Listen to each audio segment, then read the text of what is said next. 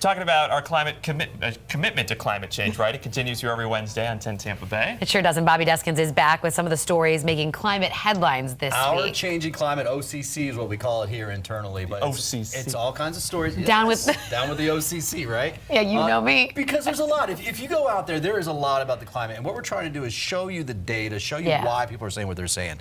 Now, this segment I want to show you right here is a really cool thing. Well, it's not necessarily cool because there's a lot of plastics. We've got a lot of plastics out there, and that is a big issue. But they're working on a new agreement that will create a legally binding treaty to end plastic pollution. Every year, 11 million tons of plastic waste end up in the oceans, threatening wildlife and littering beaches. Now, the UN Environment Assembly is stepping up. I see no objections. It is so decided. To create a resolution aimed at ending plastic pollution.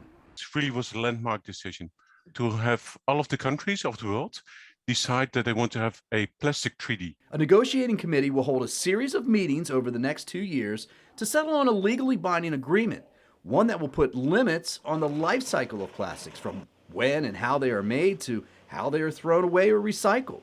Definitely for the future, it will mean less pollution. It will also mean other products that have less plastic, and especially the useless plastics. But that won't be without its challenges. The plastic production industry is valued at $522 billion.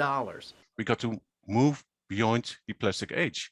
We don't want to go back to stone time, but we are smart and we can have something better than plastic waste. Making a better future for our oceans and our environment.